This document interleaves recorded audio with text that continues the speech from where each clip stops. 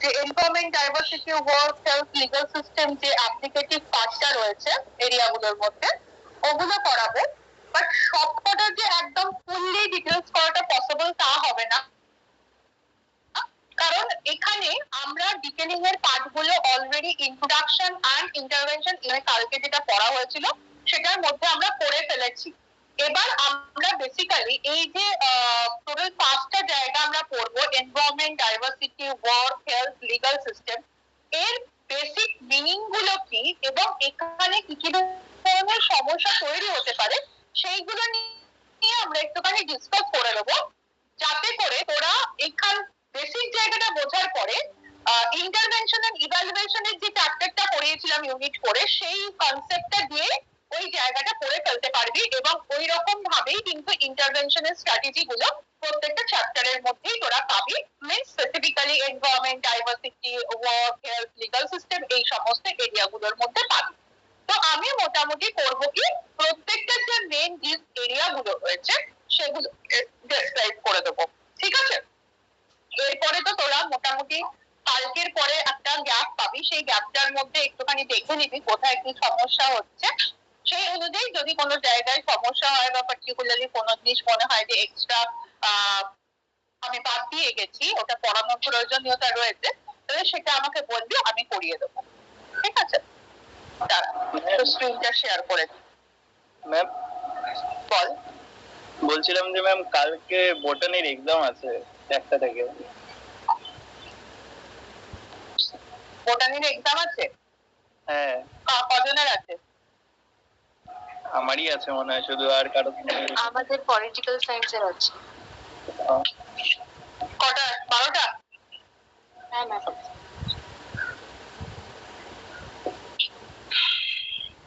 ঠিক আছে, 12টা থেকে কটা অবধি সবারই?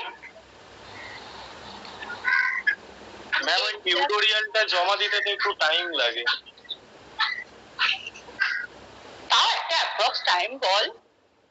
ম্যাম ওই একটা ডেটটা ধরুন। ঠিক আছে, তাহলে কলেজে একটা কোনো জায়গায় বসে যাস, ওই সময় আমি তাহলে করিয়ে দেবো 1টা নাগাদ বা 1টা নাগাদ, 1টাই ধর। ম্যাম 1টা থেকে পরীক্ষা আমাদের, 2টো থেকে। তুই তো বললি 12টা। না ম্যাম আমাদের 12টা, পল সায়েন্সের 12টা। ও 12টা, তাহলে দুটো।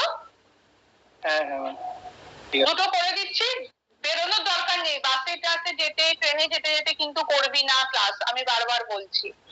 করবি কলেজের কোনো একটা জায়গায় বসে যাবি, গিয়ে ক্লাসটাকে করে নিবি, বেশিক্ষণ লাগবে না, ইটিওলজির পোর্শনটা করাবো, করে নিয়ে বেরিয়ে যাস, তাহলে কালকে 2টোর সময়।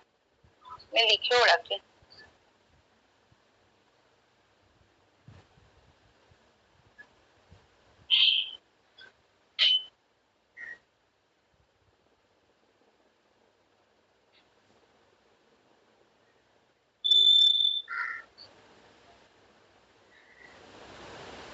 ঠিক আছে।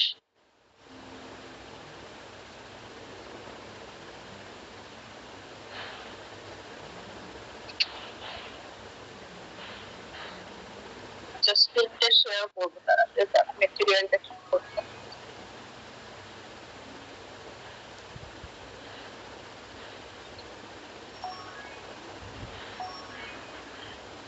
তোরা দেখবি এখানে ইউনিট 2 তে এনভায়রনমেন্টের সাথে ডাইভার্সিটি দিয়েছে, একটু এই জায়গাটা বলে নিয়ে তারপর মেটেরিয়ালটা শেয়ার করি। এবং এইটার মানে পাশে দেখবি লেখা হচ্ছে সিলেবাসে প্র্যাকটিক্যাল স্কিলও বলে।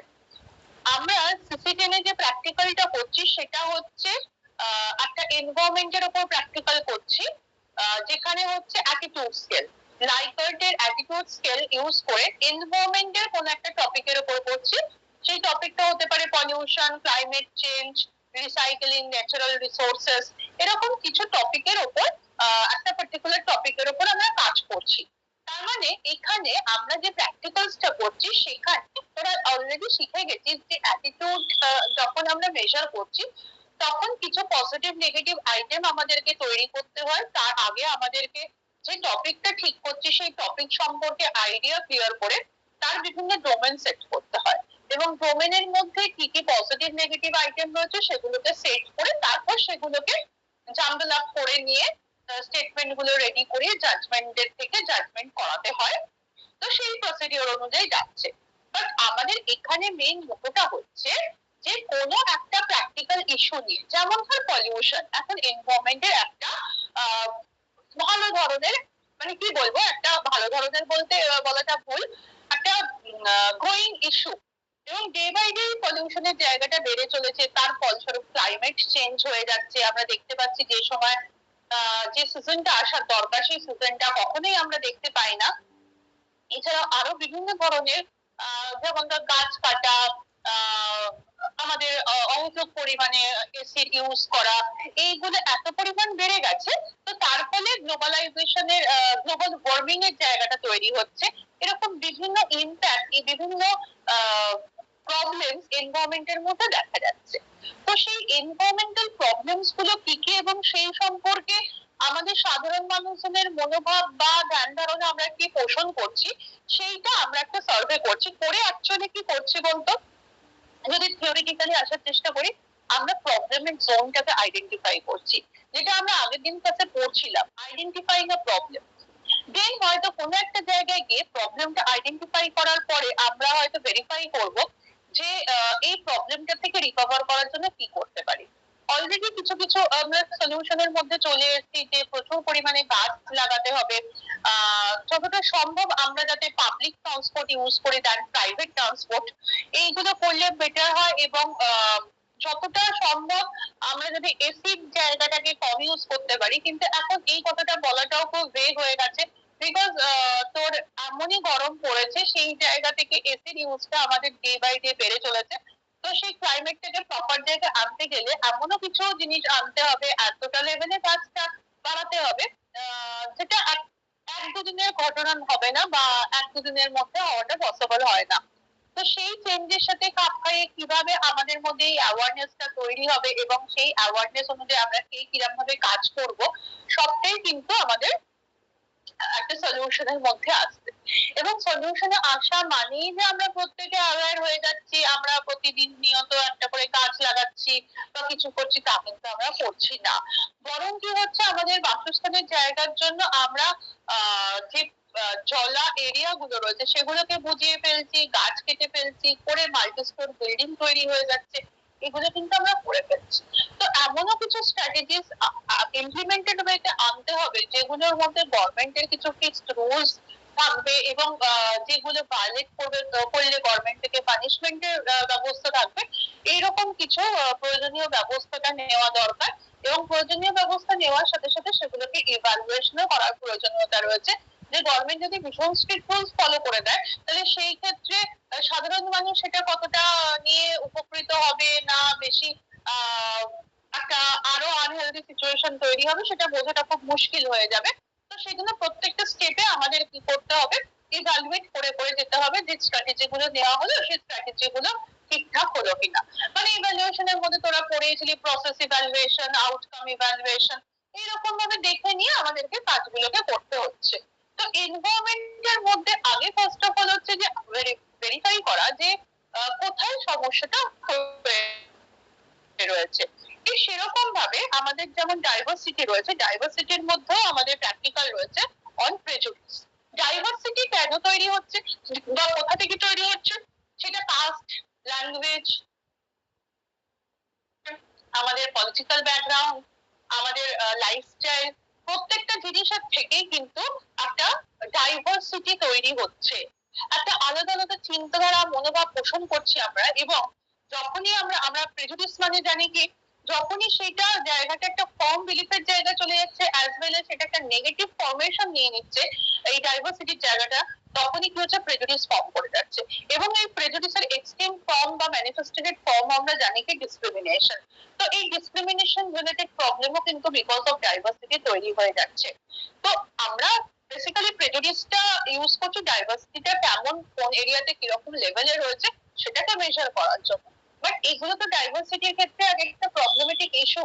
তো এইগুলোকে কিভাবে আমরা সলভ করতে পারি, তো আমরা প্রেজুডিসের সলিউশন করেছিলাম, সেখানে কিভাবে সলভ করেছিলাম যে কোনো একটা ডাইভার্সিটি রিলেটেড প্রবলেম হলে আমাদেরকে প্রথমে যেটা করতে হবে, আমি তুমি এই মনোভাবটাকে অ্যাবলিশ করতে হবে। মানে আস আর দেম, এই ব্যাপারটা আমাদের তোমাদের ব্যাপারটাকে সরিয়ে ফেলতে হবে।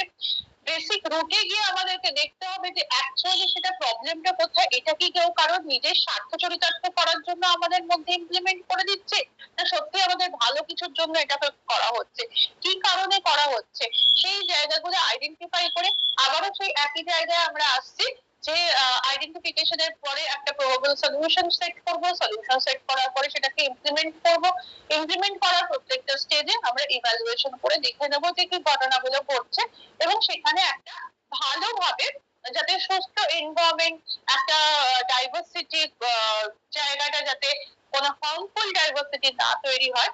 ডাইভার্সিটি মানুষের মধ্যে থাকতেই পারে, এবার কালচার অনুযায়ী কাউকে বা রিলিজিয়ান অনুযায়ী আমি কাউকে বলতে পারি না তুমি তোমার ধর্ম বা তোমার সংস্কৃতিটাকে চেঞ্জ করে ফেলো। ধর্ম সংস্কৃতি আলাদা থাকতেই পারে, কিন্তু তার মধ্যে সবার মধ্যে সদ্ভাব বজায় রেখে একটা পরিষ্কার হেলদি এনভায়রনমেন্ট তৈরি করাটাই একটা মোটো হওয়াটা উচিত আমাদের। তো সেই অনুযায়ী এখানে কিভাবে অ্যাপ্লাইড সোশ্যাল সাইকোলজি কাজ করবে এনভায়রনমেন্ট ডাইভার্সিটির ক্ষেত্রে, সেই জায়গাটাই আমাদের পড়ার বিষয় থাকবে। সেই অনুযায়ী আমরা প্র্যাকটিক্যালস গুলো করছি। তো যাই হোক, এবারে এনভায়রনমেন্ট আর ডাইভার্সিটিটাকে একটু আমরা ডিটেল করে নিই। আমাকে একটু পিডিএফ টা ওপেন করতে দে, তারপর আমি স্ক্রিনটা শেয়ার করছি।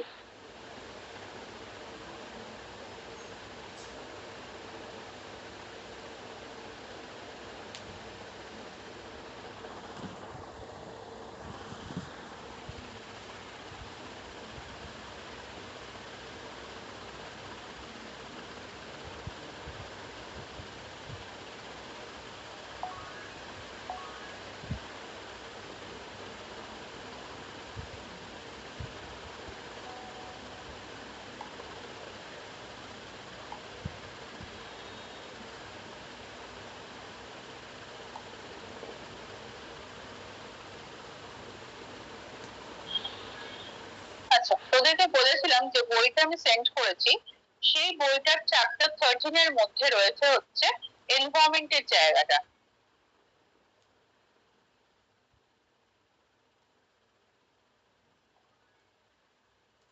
Chapter 13, applying social psychology to the environment. এবার এই applied social psychology to the environment এর মধ্যে প্রথমত আমরা যেটা দেখবো যে এখানে আগের দিনে আমি বলছিলাম রিসোর্স ডাইলেমা এখান থেকে কি হতে পারে। এনভায়রনমেন্ট তো একটা রিসোর্সফুল জায়গা, সেখান থেকে আমরা বিভিন্ন জিনিসের রিসোর্স পাই। তো এই রিসোর্স রিলেটেড জায়গাগুলোতে কি কি সমস্যা তৈরি হয়, রিসোর্স রিলেটেড ডাইলেমা মেনলি যেটা তৈরি হয় ফ্যামিলি থেকেই তৈরি হয়। তো সেই ফ্যামিলির ডাইলেমা কিভাবে হচ্ছে, রিসোর্স ডাইলেমা বলতে আমরা কি বুঝি সেটা পড়বো, এবং রিসোর্স ডাইলেমাটাকে স্টাডি করব, কি কি স্ট্র্যাটেজি ইনডিউসড করলে এই রিসোর্স ডাইলেমাটা সলভ হতে পারে। বিল্ড এনভায়রনমেন্ট আর সোশ্যাল ডিজাইন ডিফেন্সিবল স্পেস, এই জায়গাগুলোতে আমরা আসবো। তো যাই হোক, আমরা প্রথম যেখানটা আসছি সেটা হচ্ছে কি রিসোর্স ডাইলেমা। রিসোর্স ডাইলেমা বিষয়টা আমরা বলে থাকি কমন ডাইলেমাস। এটা হচ্ছে এমন একটা সিচুয়েশন যে সিচুয়েশনে self interest and the interest of community or environment দুটোরই একটা কি হচ্ছে, দুটোর মধ্যে আমাদেরকে কোনো একটা চুজ করতে হবে যে আমরা এনভায়রনমেন্ট থেকে আমরা নিজের স্বার্থ চরিতার্থ করব, না এনভায়রনমেন্ট যেটা চাইছে সেই রকম ভাবে আমরা নিজেদেরকে মানিয়ে নেব। এই দুটোর মধ্যে আমাদেরকে কিন্তু একটাকে চয়েস করতে হবে। এই চয়েস করতে যাওয়ার সময়তেই কিন্তু আমাদের একটা ডাইলেমা তৈরি হয়। যেমন ধর, যখন এসি আবিষ্কার হয়নি তখন কিন্তু প্রত্যেকটা মানুষ এই গরম পরিস্থিতির মধ্যেই থেকেছে, ঠিক আছে। তখনও কিন্তু যখন একটা গরম পড়তো সেই গরম পরিস্থিতিতে সবারই মনে হতো যে জীবনটা কেমন যেন একটা হাঁসফাঁস করছে,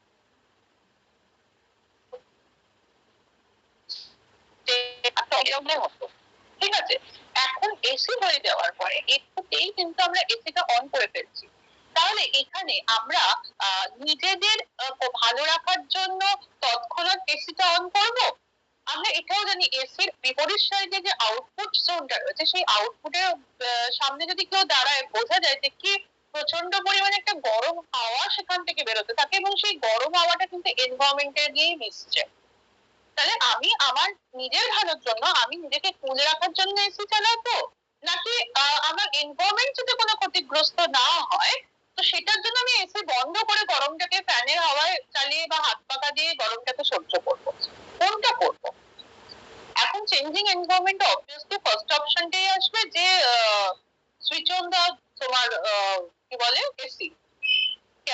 কে কি করছে না করছে আমার দেখার দরকার নেই, আমি এটা করলেই হবে, কারণ আমি একা বন্ধ করলে হবে না, বাইরে সবাই কিন্তু চালিয়ে রয়েছে।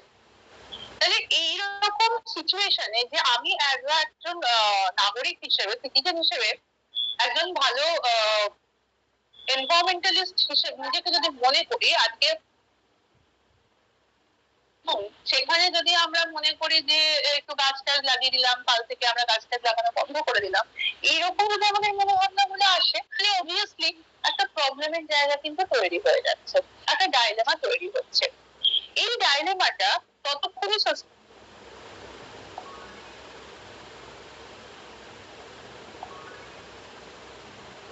করে তখন আমাদের তখনই প্রয়োজন পড়ছে যে ফিজিক্যাল এনভায়রনমেন্টটাকে ঠিক করার।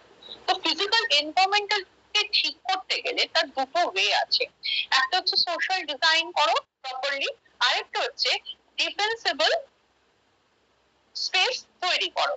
সোশ্যাল ডিজাইন হচ্ছে এমন একটা প্রসেস যেখানে by which any building, that means office, school, residence, factory, retail store, prison, may be designed in collaboration with those who will actually use the building so that it is more user friendly, as opposed to being designed solely by an architect who will never use the building.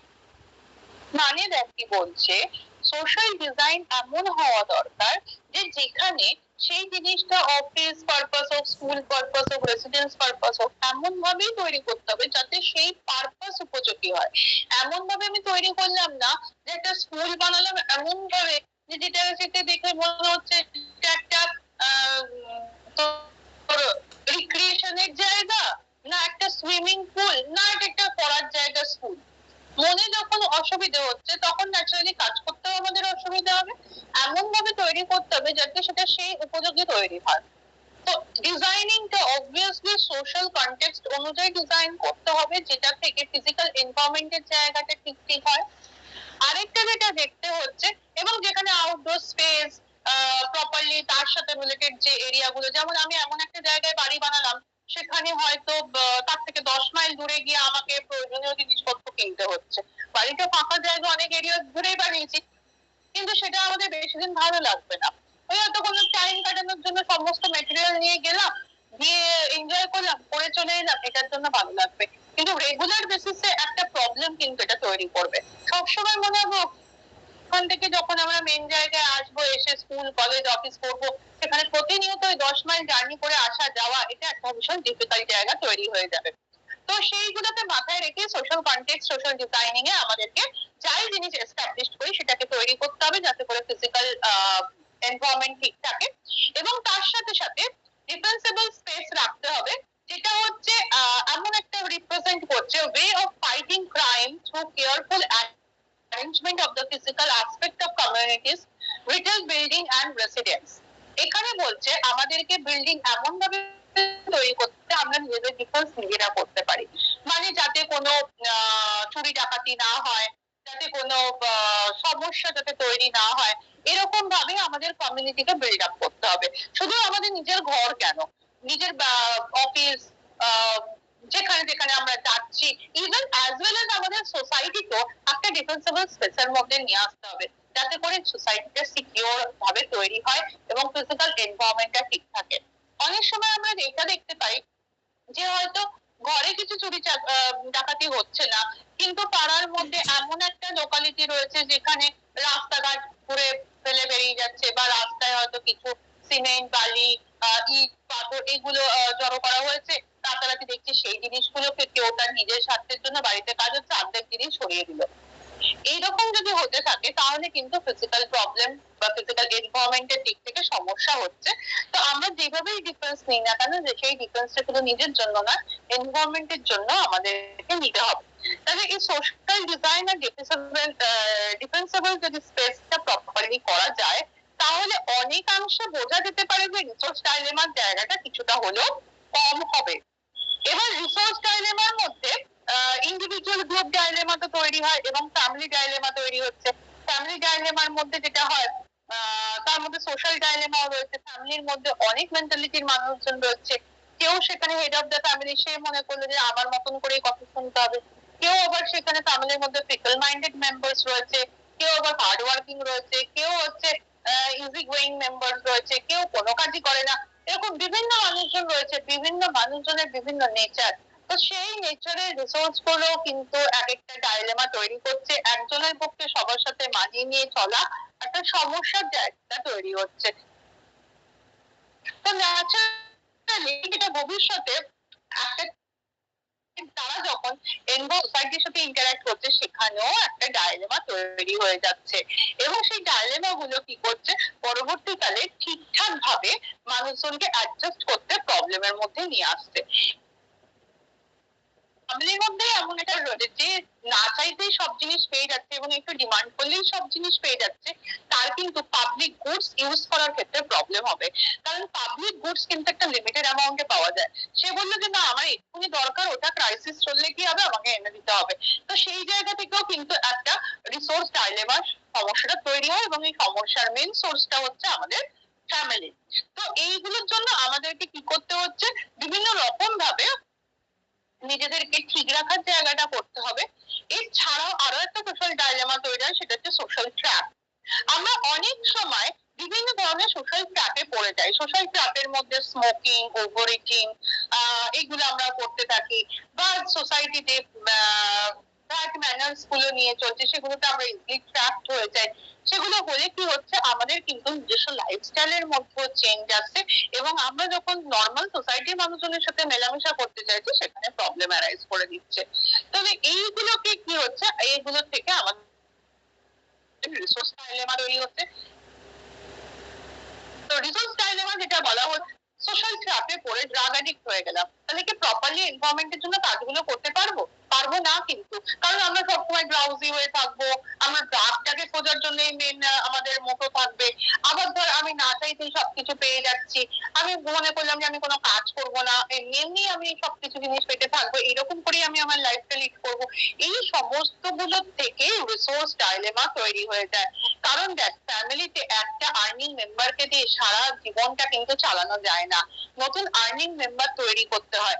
সেই জায়গা থেকে যদি কোনো নতুন earning member না তৈরি হয়, ভালো ফ্যামিলি মেম্বার যদি সেখানে তৈরি না হয়, প্রত্যেকটা ফ্যামিলির মধ্যে ভালো সময় খারাপ সময় আসে, সেই সময়গুলোর সাথে যদি তাল মিলিয়ে না চলতে পারে, সেখান থেকেই বেসিক্যালি যেটা তৈরি রিসোর্স ডাইলেমা, এবং সেই রিসোর্স ডাইলেমার ইম্প্যাক্ট কিন্তু পরবর্তীকালে লার্জার এনভায়রনমেন্ট বা সোসাইটির উপর পড়ে যায়, এবং সেইখান থেকে বিভিন্ন সোশ্যাল ট্র্যাপে পড়ে মানুষ ক্রাইম করছে, রবারি করছে, এগুলো করছে, এবং কিছু মানুষ আছে যারা হচ্ছে অন্যের কাঁধে ভর দিয়ে নিজের জীবনটাকে এগিয়ে নিয়ে যাচ্ছে। তো এরকম বিভিন্ন স্ট্র্যাটেজি, কমন স্ট্র্যাটেজি দেখা যায় রিসোর্স ডাইলেমার মধ্যে। রিসোর্স ডাইলেমার মধ্যে আরো বিভিন্ন রয়েছে, যেমন ধর এই যে ওয়াটার ওয়েস্টেজ করা, যে আমার এখানে প্রচুর জল আছে, জলের কোনো এখনো সমস্যা নেই, তো আমি জলের ওয়েস্টেজ করি। কিন্তু এমন অনেক জায়গা আছে যেখানে জল ওয়েস্টেজ করা তো দূরের কথা, জলটাই প্রপারলি পাওয়া যায় না। তো এই ধরনের ডাইলেমা গুলো এনভায়রনমেন্টের মধ্যে তৈরি হয়, এবং তার ফলস্বরূপ লং টার্মে যে জিনিসগুলো দেখা যায়, ধীরে ধীরে আমাদের এনভায়রনমেন্ট কোলাপস হতে থাকে। এই যে যেমন তার ক্লাইমেট চেঞ্জ হয়ে যাচ্ছে, তারপরে হচ্ছে ধর একটা শ্রেণীর হাতে বেশি পয়সা চলে আসছে, একটা শ্রেণীর হাতে কোনো পয়সা থাকছে না, এইরকম জায়গা তৈরি হচ্ছে। তারপরে যেটা নর্মালি ফিজিক্যাল দিক থেকে বললাম, ওয়াটারের দিক থেকে সমস্যা হচ্ছে। তারপর হচ্ছে প্ল্যান্ট আমরা আমাদের মতন করে কেটে ফেলছি, এবং সেই কেটে ফেলার জন্য বিভিন্ন ভাবে অক্সিজেনের প্রবলেম হচ্ছে, পলিউশন তৈরি হচ্ছে, এই সমস্যাগুলো তৈরি হয়ে যাচ্ছে, এবং এইগুলো নিয়ে বিভিন্ন স্টাডি এখানে হচ্ছে। এবার দেখ, এরকম প্রচুর স্টাডি রয়েছে, তোদেরকে আমি বলবো একটা স্টাডি দিতে বা একটা কোনো এক্সাম্পল দিয়ে যেতে। এত এক্সাম্পল তোরা দিবি না। তারপরে হচ্ছে এই যে সামুদ্রিক মাছ বা জলের মধ্যে মাছ কমে যাচ্ছে, কেন কমে যাচ্ছে? কারণ ওয়াটার পলিউশনও তো হচ্ছে, আমাদের যাবতীয় ওয়েস্টেজ মেটেরিয়াল, ড্রেনেজ মেটেরিয়াল সব গিয়ে জলে মিশছে এবং জলে পরিবেশটাকে নষ্ট করছে। তো সেখানে যে একটা অক্সিজেন যে জায়গাটা রয়েছে সেটা প্রাণীরা ঠিক মতন করে পাচ্ছে না। বা যেগুলো হচ্ছে এই প্লাস্টিক মেটেরিয়ালস গুলো আমরা ফেলে দিচ্ছি, সেগুলো যদি জলে ফেলি সেগুলো তো আর কোনোভাবে ডিসলভ হচ্ছে না। মাটির তৈরি জিনিস ডিসলভ হয়ে যাচ্ছে, বা পাট বা জুটের তৈরি জিনিস সেগুলো ডিসলভ হয়ে যায়, গলে যায়, কিন্তু এগুলো তো বলছে না। তাহলে এইগুলো কি হচ্ছে, কোনো প্রাণী মানে সি অ্যানিমালস বা ফিশ যদি সেটাকে খেয়ে ফেলে তাহলে তো লাইফ রিস্ক হয়ে যাচ্ছে। তার ফলে অনেকাংশে এই ধরনের স্কেয়ারসিটি জায়গাগুলো কিন্তু তৈরি হয়ে যাচ্ছে। আচ্ছা, এইগুলোর জন্য কিছু অ্যানালিসিস রয়েছে, বাট অ্যানালিসিস তোদেরকে পড়তে লাগবে না। এবার হচ্ছে কি কি স্ট্র্যাটেজি নেবো যাতে করে এনভায়রনমেন্টাল বিহেভিয়ারটা ঠিক থাকবে। এবার সেই স্ট্র্যাটেজিস এর জায়গাগুলোতে যাব। স্ট্র্যাটেজির ক্ষেত্রে আমরা মেনলি প্রথমেই বলেছে দুটো মেন ক্যাটেগরি করব, অ্যান্টিসিডেন্ট স্ট্র্যাটেজিস আর কনসিকুয়েন্সেস স্ট্র্যাটেজিস। অ্যান্টিসিডেন্ট স্ট্র্যাটেজিস এর মধ্যে আমরা দেখবো যে কি কি ফ্যাক্টর প্রবলেম বিহেভিয়ার তৈরি করছে। যেমন ধর কোনো জায়গায় আমি কমিটমেন্ট করে রেখেছি, গোল সেট করে রেখেছি, এনভায়রনমেন্টাল ডিজাইন করে রেখেছি, সেই অনুযায়ী যদি প্রপার ওয়েতে কাজ না হয় অবভিয়াসলি সেটা একটা প্রবলেমেটিক বিহেভিয়ার তৈরি করবে। সেটা হবে অ্যান্টিসিডেন্ট স্ট্র্যাটেজি, মানে আগে থেকে তৈরি রেখে দেওয়া জিনিসগুলো যদি প্রপার ওয়েতে অ্যাক্টিভ না হয়। আর কনসিকুয়েন্সেস পর এগুলো কাজ করতে শুরু করে দিল, কমিটমেন্টের জায়গা, গোল সেটিং, ইনফরমেশন, এডুকেশন কাজ করতে শুরু করে দিল, বাট কি হলো সেগুলোর ক্ষেত্রে প্রপার ফিডব্যাক আমরা পাচ্ছি না, বা যারা কাজ করছে তারা বুঝে কাজ করতে পারছে না যে কিরকম কাজ করলে কি হতে পারে না পারে। কাজ করার পরে প্রত্যেকেই চাই কি একটা তোর রিওয়ার্ড পাওয়ার জন্য, তো সেই জায়গাগুলো কি হয়ে যাচ্ছে, মিসিং হয়ে যাচ্ছে। তো এই কনসিকুয়েন্সেস স্ট্র্যাটেজিস এর জন্য যদি প্রপার ফিডব্যাক, রিওয়ার্ড এগুলো যদি না আসে অটোমেটিক্যালি তারা মানুষজন কি ভাববে যে কাজ করে কি লাভ হচ্ছে, বা এই স্ট্র্যাটেজি গুলো অ্যাপ্লাই করেই বা কি লাভ হচ্ছে। তাহলে এই মেন দুটো জোন বা দুটো মেন এরিয়া খুঁজে পাওয়ার পরে আমাদেরকে এবার কিছু ক্যাম্পেনিং এর থ্রু দিয়ে ঠিক করতে হবে যে কিভাবে এগুলো সমস্যাগুলো থেকে আমাদের বেরিয়ে আসতে পারি এবং প্রত্যেকের মধ্যে একটা জেনারেল অ্যাওয়ারনেস টুয়ার্ডস এনভায়রনমেন্ট তৈরি হতে পারে। এবার সেইগুলো নিয়েই মানুষজনকে কোনো জিনিস রিসাইকেল করানো শেখানো, যে হাউস হোল্ড যে মেটেরিয়ালস গুলো রয়েছে সেগুলো তোমরা কিভাবে রিসাইকেল করবে সেই জিনিসগুলো শেখানো। তারপরে হচ্ছে মানুষের যে নিজস্ব চাহিদার জায়গাগুলোকে কম করা, যে চাইলেই পেয়ে যাবো এরকম একটা বিষয় না করে ড্রাইভটাকে কমিয়ে দেওয়া। এই জিনিসগুলো যদি করা হয় তার সাথে সাথে হাউস হোল্ড এনার্জি ইউজেস গুলো যদি রিডিউস করা হয়।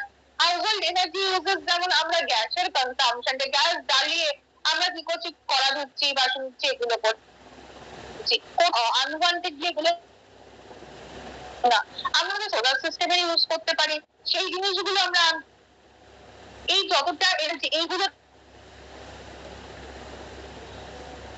নন রিনিউয়েবল থেকে আমরা গ্যাসের প্রোডাক্টিভিটিটা পাচ্ছি, সেগুলো একটা সময় মিসইউজ করার জন্য মার্কেটে থাকবে না। তো তার ফলস্বরূপ আমাদের সেই ইউজেসটা ঠিক রাখতে হবে যাতে এনভায়রনমেন্টাল বিহেভিয়ার গুলো আমরা ঠিক মতো করে করতে পারি, এবং অ্যাজ ওয়েল এজ যেটা রিনিউয়েবল রিসোর্সেস, ওয়াটার, সান, সেই সোলার এনার্জিটাকে আমরা কাজে লাগাতে পারি এনার্জি হিসেবে। এইগুলো যদি করা যায় তাহলে অনেকটাই ইলেকট্রিসিটির জায়গাটা কম কনজিউম হবে। এবার কিভাবে এনার্জি কনজিউম করবো এখানে ওইটাই লেখা থাকবে তোদের, ওই কি বলে সোলার সিস্টেম ইউজ করো, যতটা পারো কম ইলেকট্রিসিটি ইউজ করো, এই জায়গাগুলো লেখা থাকবে। আচ্ছা, তো এই জিনিসগুলো নেওয়া হলো, সেই স্ট্র্যাটেজিস গুলোর মধ্যে থেকে আমাদেরকে আবারও ঠিক করে নিতে হবে যে স্ট্র্যাটেজিস গুলো ঠিক ভাবে ইমপ্লিমেন্টেড হচ্ছে কিনা, আর ঠিক মতন করে তোর সেটা ইভ্যালুয়েটেড হচ্ছে কিনা। যখনই কোনো এক্সাম্পল বলবি তার মধ্যে কিন্তু প্রত্যেকটার মধ্যে একটা করে ইভ্যালুয়েশন পেয়ে যাবি। এরপরে যেটা হচ্ছে বিল্ড এনভায়রনমেন্ট।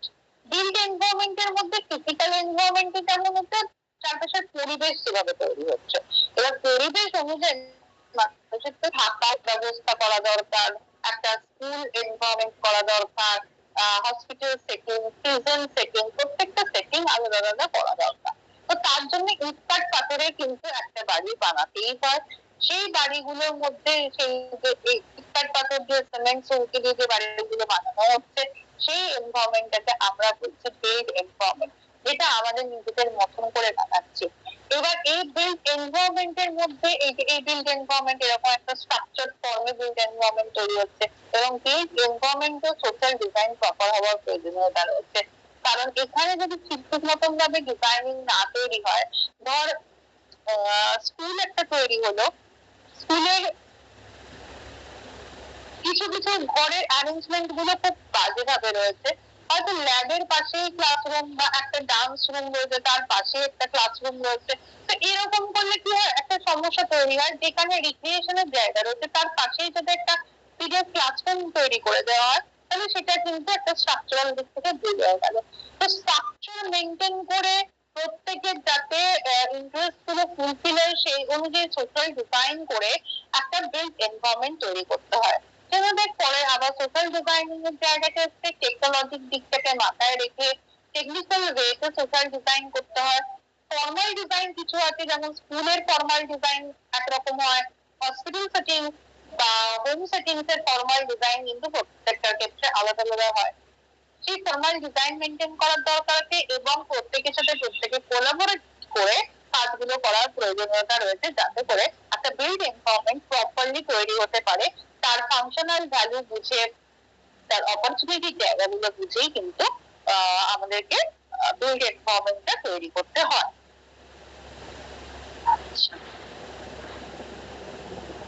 এবার বিল্ড এনভায়রনমেন্ট তৈরি করার জন্য বিভিন্ন আর্কিটেকচাররা বিভিন্ন ভাবে সেটাকে তৈরি করে।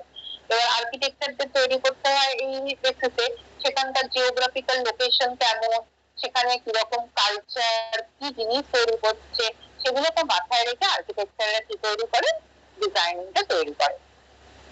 সোশ্যাল ডিজাইনের মধ্যে পড়ে যাচ্ছে। আর বলছে যে সোশ্যাল ডিজাইন করার পেছনে 6টা গোল রয়েছে। ফার্স্ট গোলটা হচ্ছে এমন একটা ফিজিক্যাল সেটিং তৈরি করো যেখানে প্রত্যেকেই তার নিডস গুলো ফুলফিল করতে পারবে এবং অ্যাক্টিভিটিস গুলো প্রপার ওয়েতে করতে পারবে। সেফটি বিল্ডিং ইউজারের মধ্যে যেটা রয়েছে যে যাতে প্রত্যেকে ওয়ার্কিং রেসিডেন্স ফিল্ডে একটা রিক্রিয়েশনের জায়গা পায় এবং প্রপার ওয়েতে সেফটি মেনটেন করে কাজ করতে পারে, সেটাকে সোশ্যাল ডিজাইনের মধ্যে দেখতে হবে।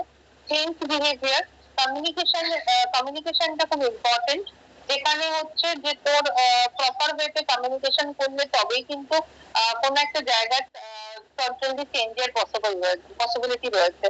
তো আমরা যত কমিউনিকেশন করবো তত কন্ট্রোভার্সিয়াল যে টপিক গুলো রয়েছে সেগুলো সলভ হয়ে যাবে এবং আমরা বিহেভিয়ার গুলো প্রপারলি করতে পারবো। হচ্ছে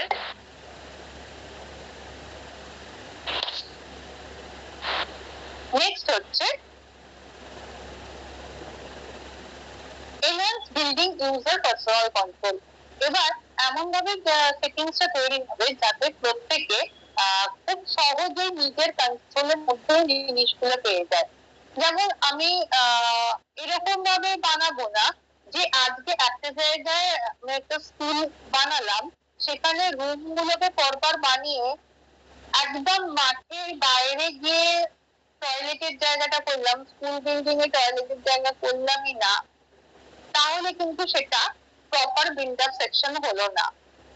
তো যাতে ঠিক ভাবে পার্সোনাল কন্ট্রোল করে বিল্ডিং কে ইউজ করা যায় সেটা দেখতে হবে। অবশ্যই সোশ্যাল সাপোর্টের জায়গাটা আসতে হবে। এমপ্লয়ীদেরকে ইমাজিনেটিভ হতে হবে, ইমাজিন পাওয়ার না থাকলে কেউ কোনোভাবে প্রপার ওয়েতে ক্রিয়েটিভ ওয়েতে কিন্তু কোনো এস্টাবলিশমেন্ট তৈরি করতে পারে না, সেই জায়গাটা আসাটা দরকার। এগুলো ছাড়াও ম্যাচিং ব্যাপারটা আসতে হচ্ছে এই কারণে, কারণ আমরা প্রথমে যে কালচারটা ছিল বা এনভায়রনমেন্ট ছিল সেই অনুযায়ী আমরা পরের এনভায়রনমেন্টকে কতটা ম্যাচিং করতে পেরেছি, কতটা চেঞ্জ করে বা কতটা আগের কনসেপ্টটা রেখে জিনিসটাকে ইমপ্লিমেন্ট করতে পারছি, সেইটা দেখে নেওয়াটার প্রয়োজনীয়তা রয়েছে। তার জন্য ম্যাচিং এর কনসেপ্টটাকে নিয়ে এসছে, কংগ্রুয়েন্সিতে থাকতে হবে, প্রত্যেকের কাজের মধ্যে সমতা বজায় রাখতে হবে, হ্যাবিচুয়ালি আমাদেরকে কিছু কাজ করতে হবে যেটা প্রতিনিয়ত করি এবং সেটা এনভায়রনমেন্টের জন্য আমাদের উচিত।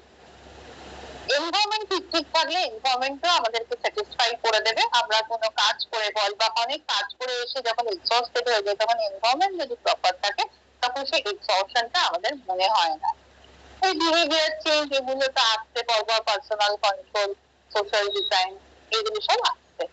তো বেসিক্যালি হচ্ছে আবার ডিফেন্সিবল স্পেসের জায়গাটাও আসবে, ওখানেও তোরা দেখতে পাবি যে কিভাবে নিজেদের সুবিধার্থে জায়গাগুলো তৈরি করা হচ্ছে, কি স্ট্রাকচার মেনটেন করা হচ্ছে, এগুলো আসবে। তো যাই হোক, এখানের মেন বক্তব্যটা ছিল হচ্ছে যে আমরা আমাদের এনভায়রনমেন্টটাকে ঠিক রাখার জন্য, সেটা বিল্ড এনভায়রনমেন্ট হোক বা যে কোনো ফিজিক্যাল এনভায়রনমেন্ট হোক, দুটোর জন্য আলাদা আলাদা প্রপার সোশ্যাল ডিজাইন যদি করে থাকি এবং সেই ডিজাইনটা যদি আমরা ইমপ্লিমেন্ট করতে পারি, তাহলে হয়তো ভালো রকম একটা অ্যাপ্লিকেশন আমরা সোশ্যাল সাইকোলজি পাবো এবং প্রত্যেকটা মানুষ সেখান থেকে বেনিফিটেড হবে। এই হচ্ছে আমাদের এনভায়রনমেন্টের জায়গাটা, ঠিক আছে। এবারে আমরা যাবো হচ্ছে ডাইভার্সিটি।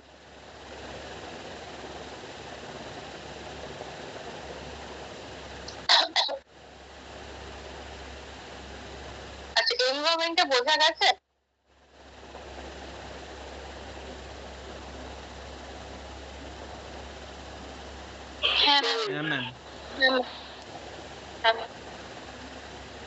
এবার ডাইভার্সিটি, ডাইভার্সিটি বলতে অনেক ধরনের ডাইভার্সিটির কথা বলতে দেয়।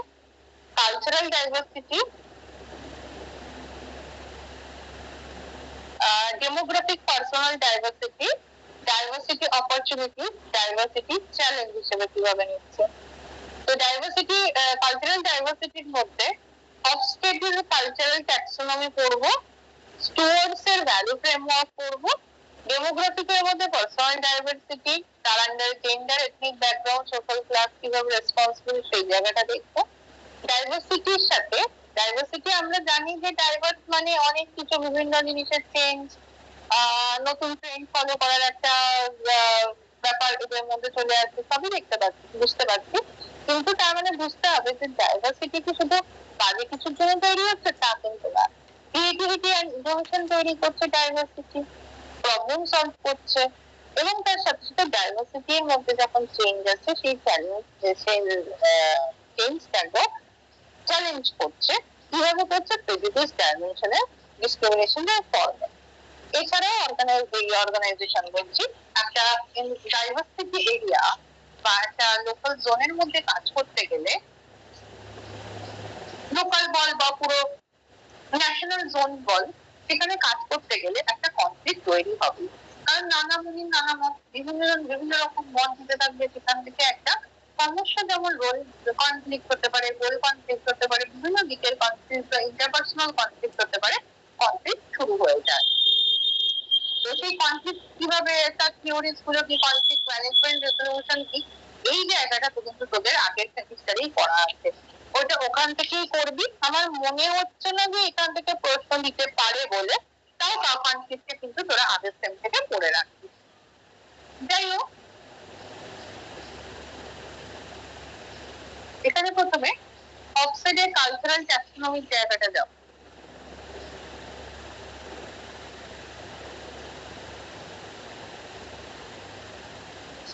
তার আগে কালচারাল ডাইভার্সিটি বলতে বোঝাচ্ছে যে cultural diversity increasingly a part of our lives, urban, suburban and even rural areas are becoming more culturally diverse, and with increased globalization, this diversification will continue both in the interaction in our daily lives, that is school to workplace, and in the broader social culture, that is social function and media. এখানে বলছে তার মানে diversity এতটাই vast আমাদের লাইফে। ডাইভার্সিটিটা কেন তৈরি হয়? রুরাল, আরবান, গ্লোবালাইজেশনের জন্য ডাইভার্সিটি তৈরি হয়েছে। এবার এই ডাইভার্সিটি যখন তৈরি হচ্ছে, তখন এই ডাইভার্সিফিকেশন দুটো জিনিসের সাথে ভীষণভাবে ইম্প্যাক্ট ফেলে। একটা, আমাদের প্রাত্যহিক জীবনযাত্রা কেমন, ডেইলি লাইফ কেমন, সেখানে প্রত্যেকদিন ওকে অফিস যাওয়া, স্কুলে যাওয়া, কি করতে হচ্ছে, এবং নেক্সটটা হচ্ছে ব্রডার সোশ্যাল স্ট্রাকচার আমাদের কেমন, আমরা কি কি সোশ্যাল ফাংশন দেখতে পাচ্ছি, কি কি ধরনের মিডিয়া এখানে ইনভলভ রয়েছে, সেই জিনিসগুলো এখানে যেটা আসছে সোশ্যাল স্ট্রাকচারের মধ্যে আসছে, যেখানে কন্টিনিউয়াসলি কি হচ্ছে বাড়ির ফ্যামিলির লোকজনের সাথে, আর এইখানে যেটা হচ্ছে যেখানে তারা কি কাজ করছে তার মধ্যে একটা ডিসক্রিপেন্সির জায়গা কিন্তু তৈরি হয়ে যাচ্ছে। এবং ম্যাক্সিমাম ক্ষেত্রে যেটা দেখা যায় আরবান সাব আরবান স্কুল বল, আরবান সাব আরবানের মানুষজনের মেন্টালিটি বল, প্রত্যেকটার মধ্যে কিন্তু একটা চেঞ্জেস আমরা লক্ষ্য করতে পারছি। রুরাল আরবানের মধ্যে তো ছিলই, বাট রুরাল সাব আরবানের মধ্যেও দেখা যায় এই জায়গাগুলো। এবং কালচার মানে আমরা একটা জিনিস জানি, যেখানে একই গ্রুপ, একই মিনিং, একই শেয়ারিং, একই ওপিনিয়ন, একই অ্যাটিটিউড, একই রিলিজিয়নের মানুষজন যেখানে রয়েছে, একই কমননেস যেখানে রয়েছে, সেটাকে আমরা বলছি কালচার। এবার এই কালচারাল ডাইভার্সিটি তো জানছি বিভিন্ন দিক থেকে হচ্ছে, সেটা হতে পারে সোসাইটির তোর কালচার তো ইটসেলফ আছে, সেখানে ল্যাঙ্গুয়েজ, ওপিনিয়ন, অ্যাটিটিউড ভেরিয়েশন বিভিন্ন দিক থেকে হয়।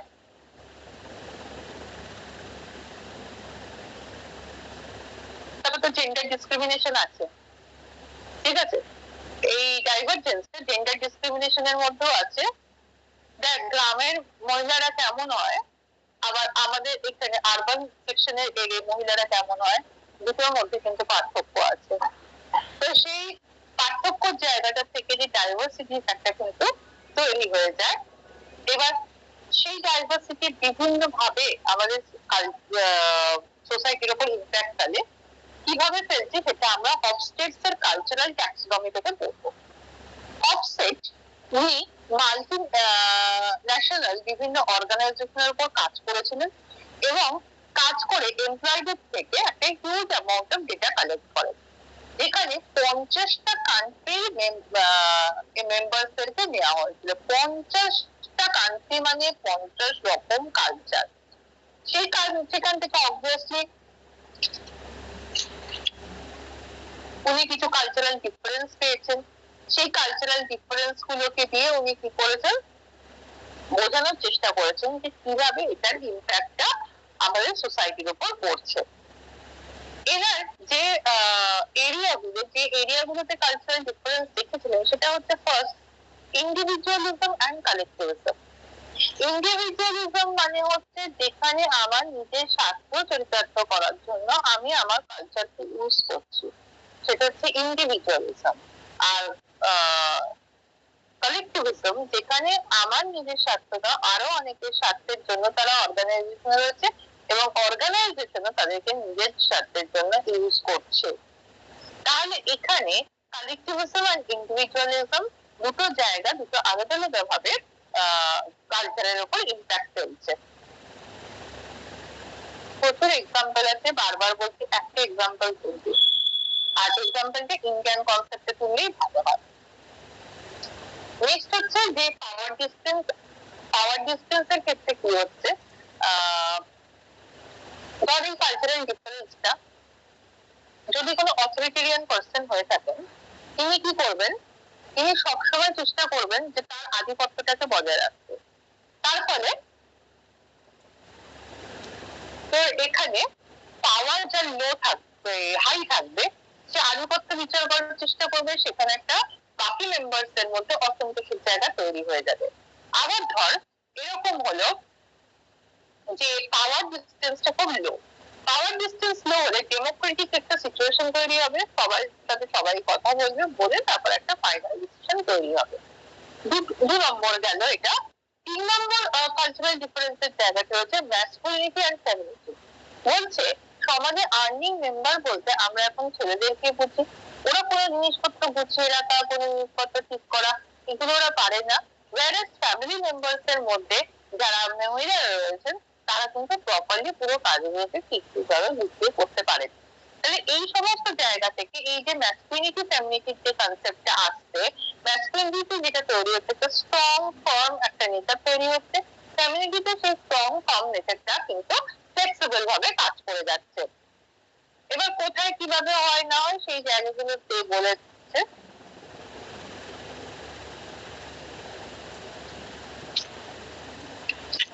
নেক্সট অফসেটের আন্ডারে আরো কিছু রয়েছে, সেটা হচ্ছে আনসার্টেনটি অ্যাভয়েডেন্স। ধর কোন জায়গায় high level of uncertainty avoidance যদি থাকে, তাহলে সেটা তোর ফ্যামিলি হোক, সেটা স্কুল হোক, কলেজ হোক, যে কোনো জায়গাতে এই আনসার্টেনটি অ্যাভয়েডেন্সটা যদি বেশি থাকে, তাহলে যারা এই বিভিন্ন বিল্ড এনভায়রনমেন্টের মধ্যে রয়েছে তাদেরকে সুস্থভাবে পরিচালনা করা সম্ভব হবে না।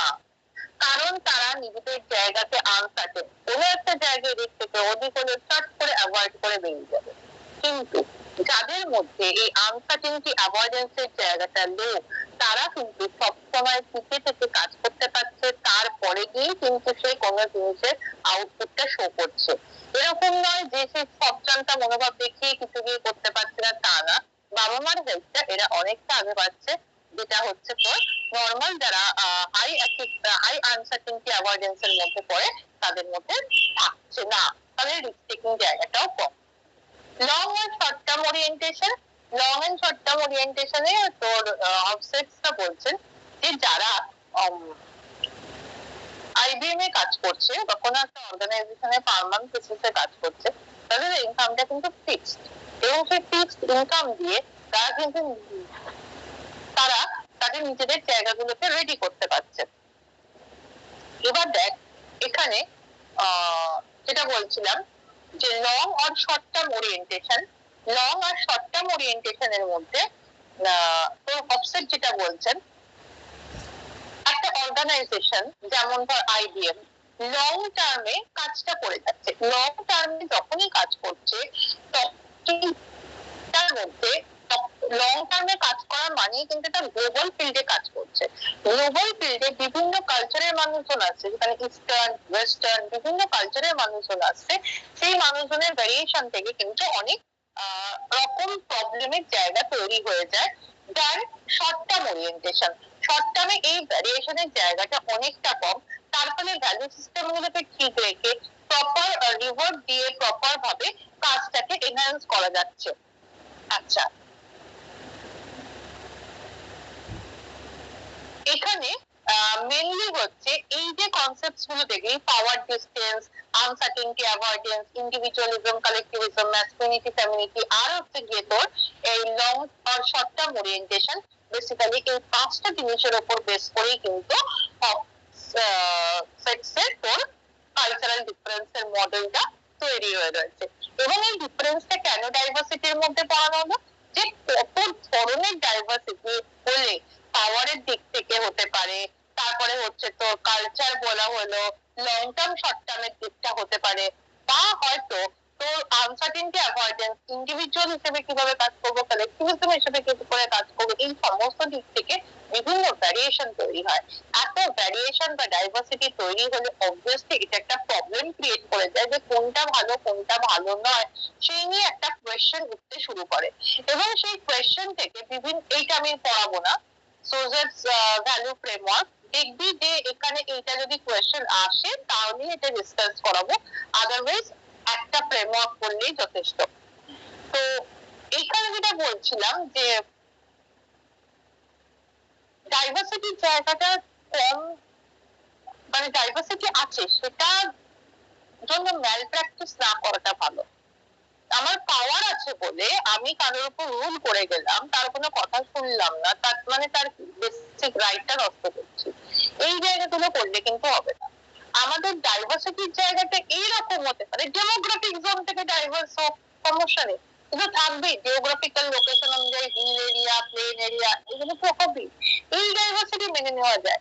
কিন্তু ইকোনমিক ডাইভার্সিটি, এইগুলো একটা কাউকে আমি একই এবিলিটির লোকজন, কাউকে বেশি প্রায়োরিটি দিচ্ছি, কাউকে কম প্রায়োরিটি দিচ্ছি, এর ফলে ইকোনমিক জায়গাটা থেকেও কিন্তু অনেকটা সমস্যা তৈরি হয়ে যাচ্ছে। আবার ধর এরকম হচ্ছে জেন্ডার ওয়াইজ প্রেফারেন্স দিচ্ছি, তারপরে হচ্ছে ফিজিক্যাল স্ট্রাকচার অনুযায়ী প্রেফারেন্স দিচ্ছি, এত যদি এরকম ভ্যারাইটি অফ প্রেফারেন্স হতে থাকে, তাহলে কিন্তু সেখান থেকে ডাইভার্সিটির জায়গাটা আনহেলদি ভাবে তৈরি হবে। জিওগ্রাফিক্যাল বা ডেমোগ্রাফিক ওয়েতে এটা হতেই পারে, সেই অনুযায়ী তৈরি হলে কিন্তু কোনো সমস্যার জায়গা তৈরি হয় না।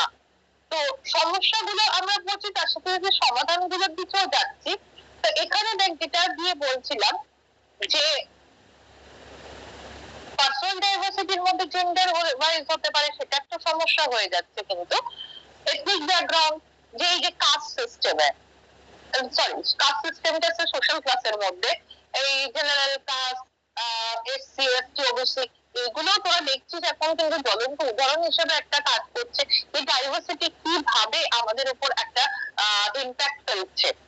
তারপর এথনিক ব্যাকগ্রাউন্ড, এথনিক ব্যাকগ্রাউন্ডের মধ্যে ধর যারা পিছিয়ে পড়ে শ্রেণী, যেমন সাঁওতাল কমিউনিটি, আমরা আমাদের সাঁওতাল কমিউনিটির সাথে একদিন দুদিন মিশলাম, তারপরে আমাদের আর বোর লাগতে শুরু করলো, ভালো লাগছে না, কারণ তাদের মেন্টালিটি, তাদের ওয়ে অফ থিঙ্কিং, তাদের ওয়ে অফ বিহেভিং, সবকটার সাথে আমাদের way of thinking, way of behaving আলাদা হয়ে যাচ্ছে।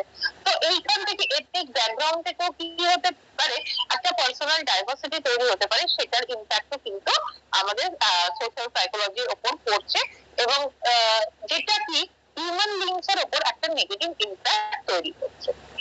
বাট এই ডাইভার্সিটিতে থাকা ভালো। কেন থাকা ভালো? কারণ ডাইভার্সিটি আছে বলেই মানুষজন নতুন নতুন জিনিস ক্রিয়েট করতে পারছে, ইনোভেট করতে পারছে। এই ডাইভার্সিটি আছে বলেই ইস্টার্ন কালচার, ওয়েস্টার্ন কালচার একসাথে ম্যাচ করছে।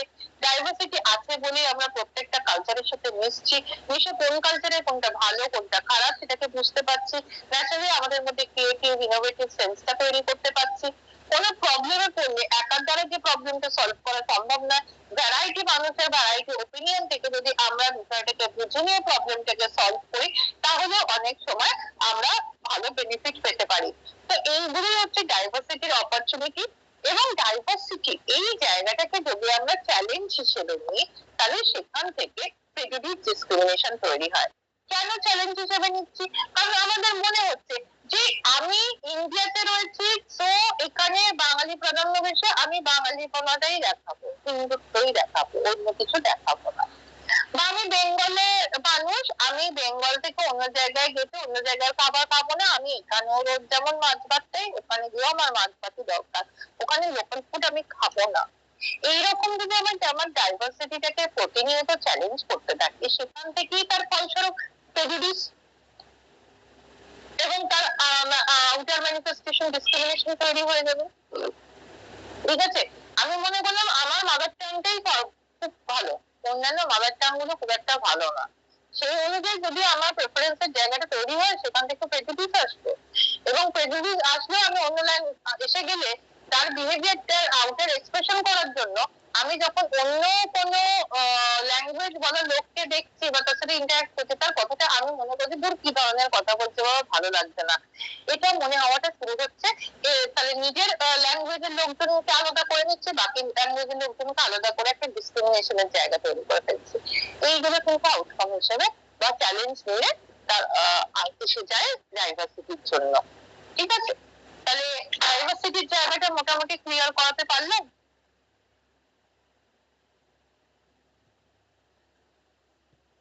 হ্যাঁ ম্যাম। ডাইভার্সিটির জায়গাটা তৈরি করে ফেললাম আমরা। এরপরে যেটা আসছে,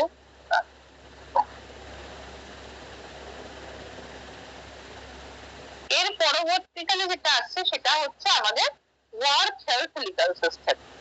এই ওয়ার্ক হেলথ লিগাল সিস্টেমটা ঠিক যেমন আমি এখানে পড়ালাম সেরকম ভাবেই পাবি। ঠিক আছে, আমি তোদেরকে বলছি, তোরা এখানে মেটেরিয়ালটা দেওয়া রয়েছে, তো তোরা এই তিনটে কিন্তু পড়ে নিয়ে আমাকে কালকের ক্লাসে আগে এটা বল যে কোথায় ডাউট হলো। এখনই পড়ে ফেল বা আজকের মধ্যে পড়ে ফেলে আমাকে জাস্ট একটু ওই যে যেরকম আমি তোদেরকে ইন্ডেক্সটা দেখেই বলছিলাম যে ওর মধ্যে কি আছে সেটা জাস্ট ওভারভিউ করে দেখে নেওয়া, ওইটুকুনি করে দেখ, করে দেখ কোথায় বুঝতে অসুবিধা হচ্ছে। যদি অসুবিধা হয়, কালকে তো আমার খুব অল্প টাইমের পড়ানো, তোর কি বলে ওটার মধ্যে ইথিওলজি গুলো বলবো, মেইন ইথিওলজিটা বলার পরে সবকটার সাথে কিভাবে যাবে ইথিওলজিটা সেটা বলে দেবো ইজি ওয়েতে। তো সেটা বেশিক্ষণ লাগবে না। যদি এখানে কোনো সমস্যা থাকে তাহলে সেইটাকে নিয়ে আমরা আলোচনা করতে পারবো। আমি বলে কি, আমি এই জিনিসটা এমনি বকবক করে যাচ্ছি, জিনিসটার মধ্যে কিছুই নেই সেরকম ভাবে বোঝানোর মতো। একটু নিজের পর ইউনিট 3টা ওয়ার্ক হেলথ লিগাল সিস্টেমটা, যদি সমস্যা হয় আমাকে কালকের ক্লাসে বল। ঠিক আছে, মেটেরিয়াল প্রোভাইড করা আছে, নিবি কিন্তু, আমি বারবার বলছি ফেলে রাখিস না, পড়ে নিবি, নিয়ে কিন্তু আমাকে জানা। হ্যাঁ, বুঝতে পারলি? হ্যাঁ ম্যাম। হ্যাঁ ম্যাম। হ্যাঁ ম্যাম। ঠিক আছে, ঠিক আছে, তাহলে করে নে ওগুলো। ঠিক আছে, আপাতত তোরা লিভ কর, কালকে 2টোর সময় আগে ইথিওলজি করাবো, তারপরে এই জায়গাটাতে আসবো। ঠিক আছে? Thank you ma'am. Thank you. হ্যাঁ, লিভ করলাম।